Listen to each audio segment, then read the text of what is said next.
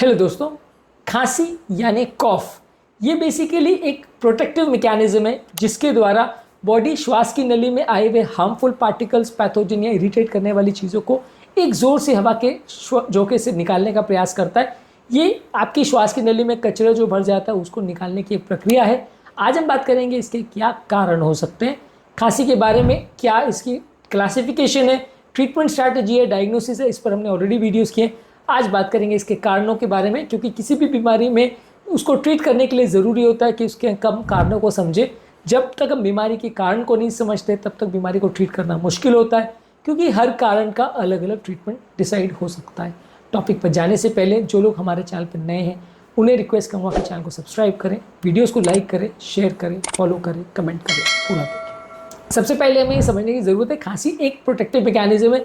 जैसे कि बुखार होता है या जैसे कि कोई छींक होती है, ये बेसिकली एक प्रोटेक्टिव मैकेनिज्म है जो कि अलग अलग तरह के प्रॉब्लम्स की वजह से हो सकता है। तो इसके कारण बहुत वेरिड हो सकते हैं, बहुत छोटे से लेके बहुत बड़े और बहुत डेंजरस कारण भी हो सकते हैं। तो इसलिए इसके कारणों को क्लासीफाई करना ज़रूरी है।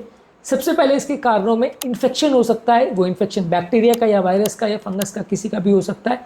वायरस इन्फेक्शन में ज़्यादातर कॉमन कोल्ड, फ्लू या रेस्पिरेटरी सिंसिटियल वायरस के इन्फेक्शन से ज़्यादातर खांसी देख सकते हैं।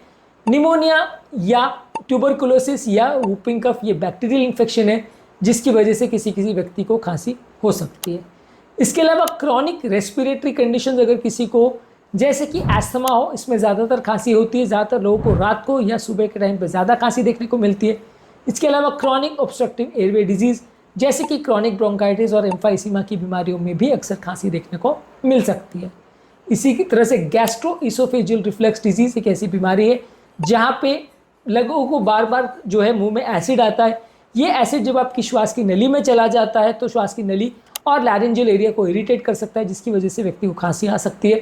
तो लंबे समय तक अगर किसी को गैस्ट्रोइसोफेजियल रिफ्लक्स डिजीज़ है तो वैसे व्यक्ति को भी खांसी आ सकती है। ज़्यादातर ये सूखी खांसी होती है।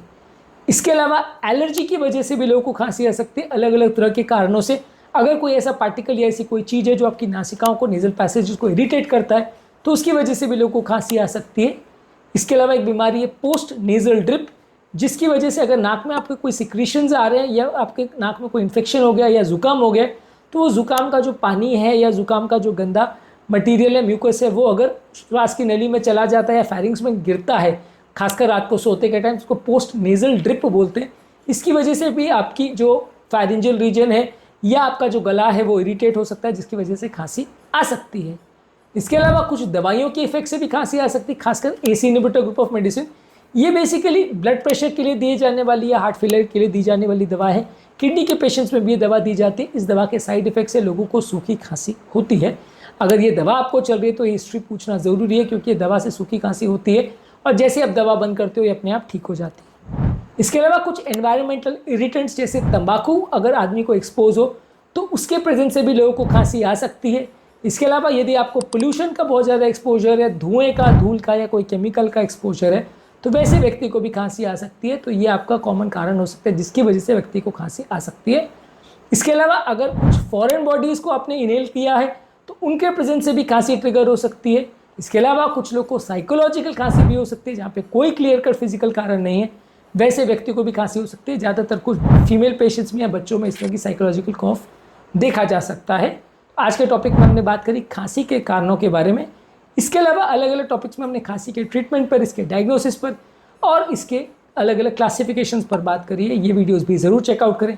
खांसी के बारे में आपको काफ़ी कुछ जानने को मिलेगा। टॉपिक एंड करने से पहले जो लोग हमारे चैनल पर नए हैं उन्हें रिक्वेस्ट करूँगा कि चैनल को सब्सक्राइब करें, वीडियोज़ को लाइक करें, शेयर करें, फॉलो करें, कमेंट करें, पूरा देखें।